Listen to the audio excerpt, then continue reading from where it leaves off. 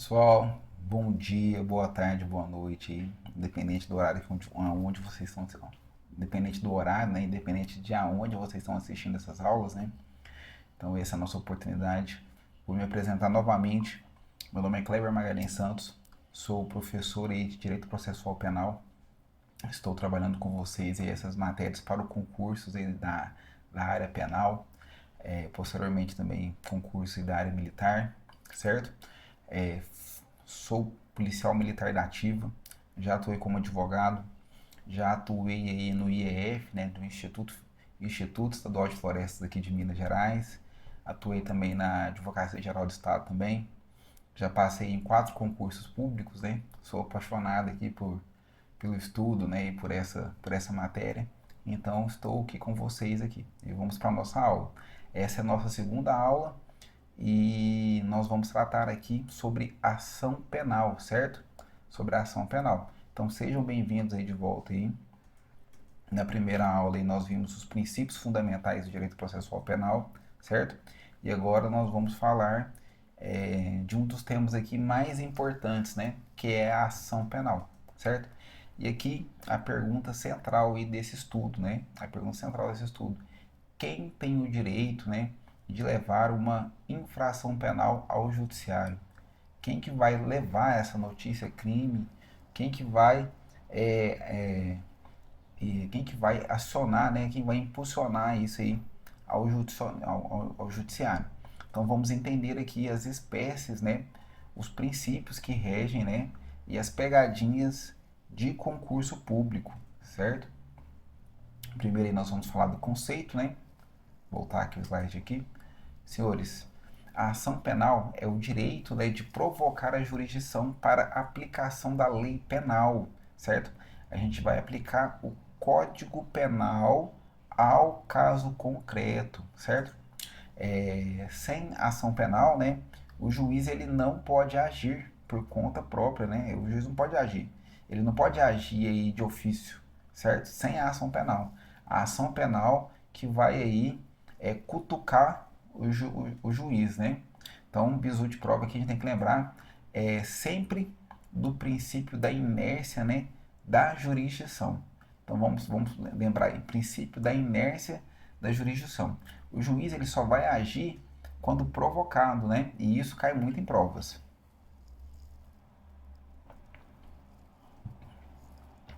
Vamos lá, senhores. Espécies, né? Vamos falar das espécies aí da ação penal. Então nós temos aí 3 espécies principais, né? Que são a ação penal pública incondicionada, a ação penal pública incondicionada, a ação penal pública condicionada. Nesse caso ela vai ser condicionada à representação da vítima, né? E a ação penal privada. Então vamos começar aqui com a ação penal pública incondicionada, né? Então ela é a regra geral, certo? Ela independe aí da vontade da vítima, certo? A ação penal pública, quando condicionada à representação, ela vai depender da manifestação da vítima. Então, ela depende que a vítima ela se manifeste.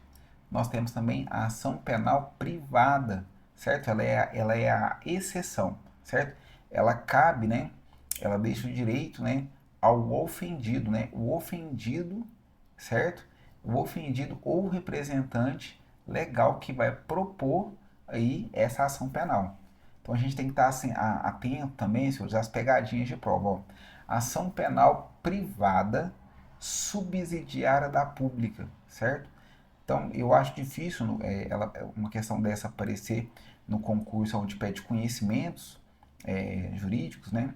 Não vai pedir especificamente o direito processual penal, mas a gente vai trazer aqui para vocês, certo? Então, a ação penal privada subsidiária da pública, ela aparece quando o Ministério Público não oferece a denúncia dentro do prazo. Então, isso aí é um exemplo aí de pegadinha.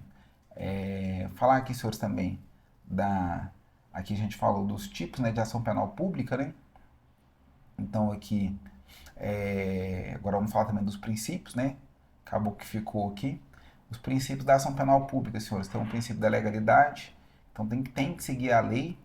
O princípio da oficialidade. A ação, ela deriva aí, ela tem os canais, não dá para o juiz não pode ali por conta própria ali promover uma ação penal. Um outro princípio é o princípio da indisponibilidade. Então essa ação penal é indisponível, certo? Eu não posso dispensar, não vou fazer, certo, senhores? O princípio da intranscendência e o princípio da divisibilidade, regra, né, que vai dividir as obrigações e a indivisibilidade. Vamos falar aqui também da titularidade da ação penal, certo? Titularidade da ação penal. Ó, na ação pública, o titular é sempre o Ministério Público, certo? Sempre o Ministério Público. Na ação penal privada, né, o titular é o ofendido ou seu representante legal, certo?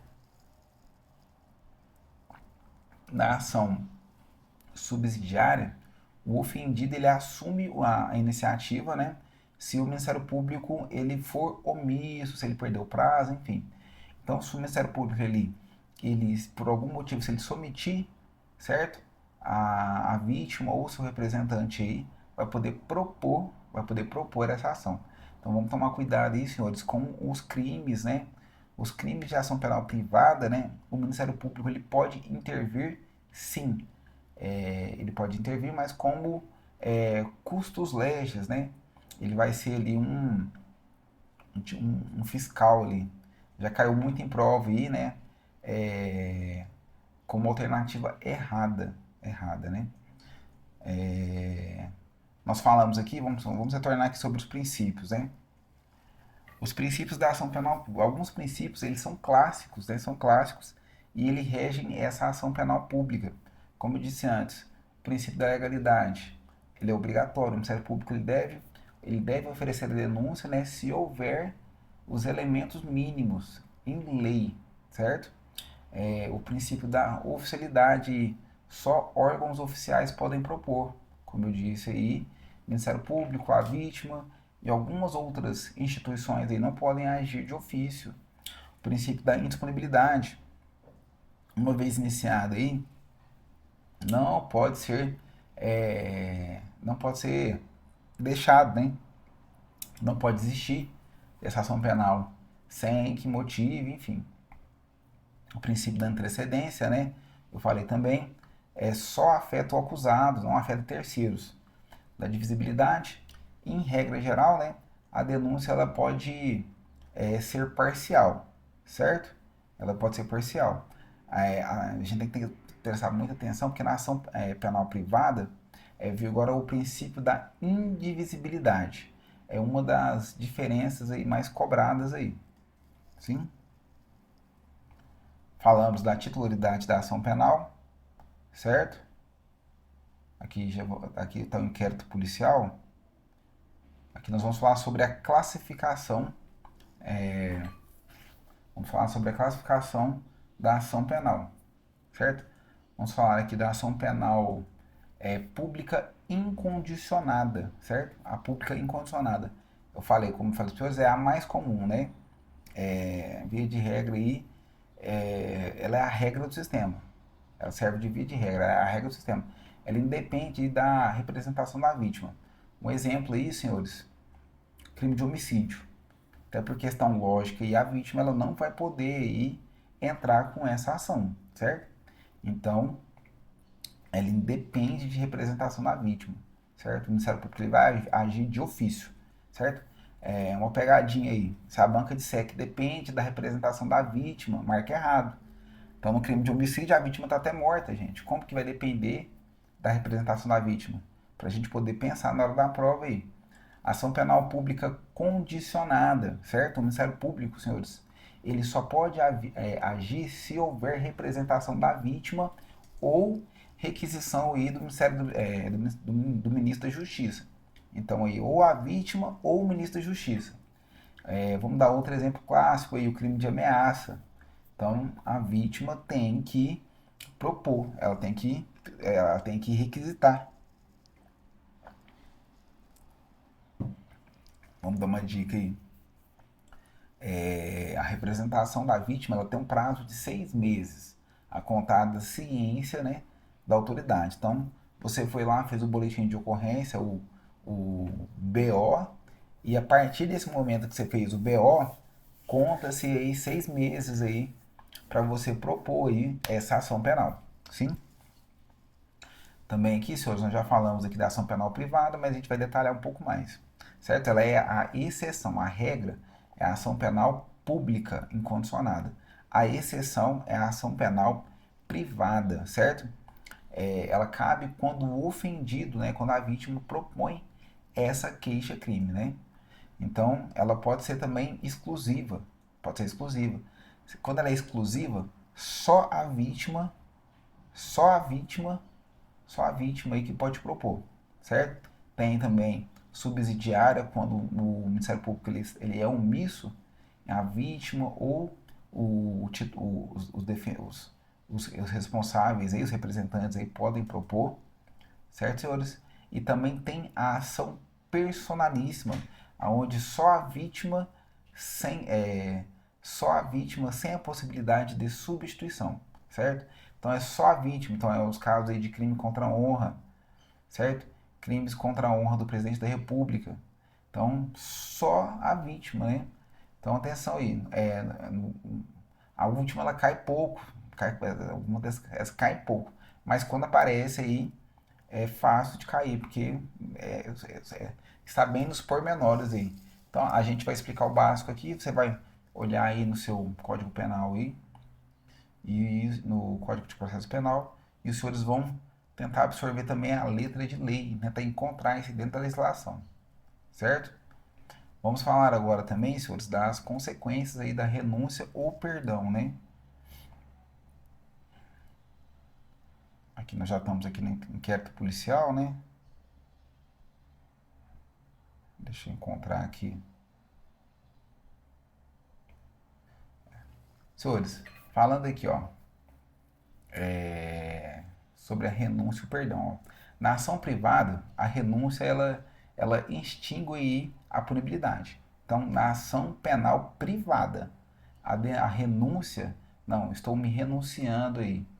Então, eu estou renunciando, então isso aí vai extinguir a punibilidade, certo? O perdão, ele precisa ser aceito pelo o querelado aí, ele precisa ser aceito aí pela pessoa que está sendo como autor, certo? Então, se a pessoa fala, não, o crime aconteceu, mas eu te perdoo.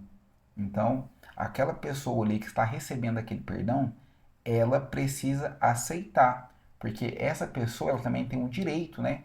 Como eu disse aí na parte dos princípios, né? Ela tem o direito também de provar a sua inocência. Então, o perdão precisa de aceitação do querelado. Então, isso é questão de prova. Então, se um aceita e o outro não aceita, a ação ela prossegue em relação àquele que não aceitou, certo? Já no caso de renúncia, a renúncia é para todos, certo? Renúncia é para todos, certo?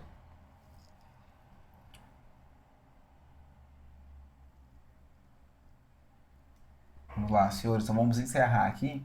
Fechamos a aula de hoje aí, a gente vai fazer um breve resumo aqui. A ação penal, ela é um instrumento, né, de acesso ao judiciário, né? Nós temos aí 3 espécies, né? Cada uma com seus princípios, né? Regras próprias, né? 3 espécies de ação penal, com a ação penal pública, ação penal privada, ação penal privada subsidiária, né? Da pública, né? Nas próximas aulas aí, nós já vamos entrar aí no tema, né, de inquérito policial, certo? Vamos falar aí da fase investigativa que antecede aí esta ação penal. Então, até lá e vamos para a próxima aula.